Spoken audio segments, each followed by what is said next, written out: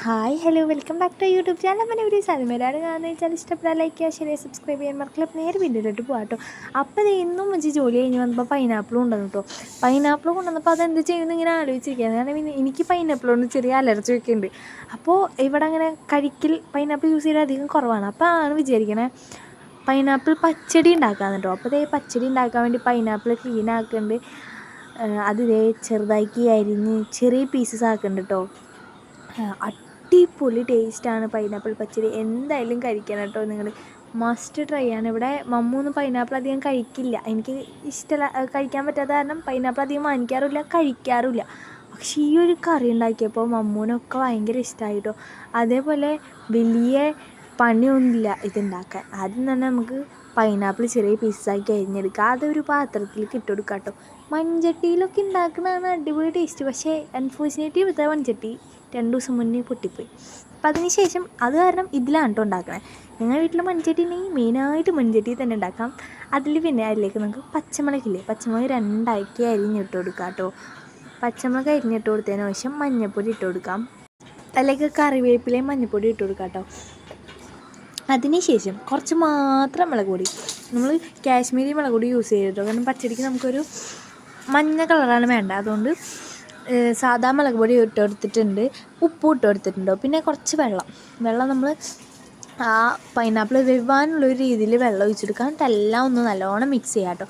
അതിന് ശേഷം ഗ്യാസുമ്മ വെച്ചിട്ട് തിളപ്പിച്ചെടുക്കാം കേട്ടോ.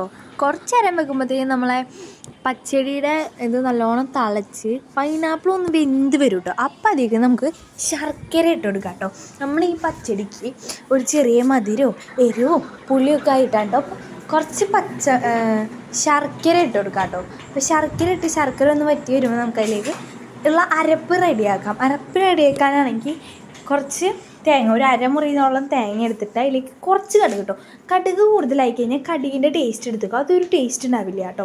അതിലേക്ക് ഒരു പച്ചമുളക് ഇട്ടിട്ട് അരച്ച് നല്ലോണം ഫൈനായിട്ട് അരച്ച് നമ്മളെ പച്ചടിയുടെ വെന്തിരിക്കുന്ന പൈനാപ്പിൾക്ക് മിക്സിയിലേക്ക് ഇട്ട് കൊടുക്കാം കേട്ടോ. അതിലേക്ക് കുറച്ച് വെള്ളം ഒന്ന് കഴുകി അത് ഒഴിച്ചെടുക്കാം. അതിന് ശേഷം അതൊന്ന് തിളച്ച് ആ തേങ്ങയുടെ ആ പച്ചമുളകൊക്കെ മാറി വരുമ്പോൾ അതിലേക്ക് നമുക്ക് നമ്മളെ തൈര് ഇട്ട് കൊടുക്കാം കേട്ടോ. തൈരും കൂടി ഇട്ട് കൊടുത്തു കഴിഞ്ഞാൽ അതൊന്ന് നല്ലവണ്ണം ഒന്ന് തിളച്ച് വറ്റി വരണം കേട്ടോ. നമ്മൾ തേങ്ങയുടെയും തൈരും പുളിയും എരും എല്ലാം കൂടി ആ പൈനാപ്പിളിലേക്ക് റെഡിയായി വരുമ്പോൾ സ്റ്റൗ ഓഫ് ചെയ്യാനാകുമ്പോഴത്തേക്കും കറുത്ത മുന്തിരി ഉണ്ടല്ലോ, അതായത് നമ്മൾ കറുത്ത മുന്തിരി ഇട്ട് കൊടുക്കുക അതിലേക്ക്. ആ മുന്തിരിയൊക്കെ കൂടി വരുമ്പോൾ അടിപൊളി ടേസ്റ്റാണ് കേട്ടോ. നിങ്ങൾ എന്തായാലും ഒരു വട്ടമെങ്കിലും ഈ കറി ഒന്ന് ട്രൈ ചെയ്ത് നോക്കണം.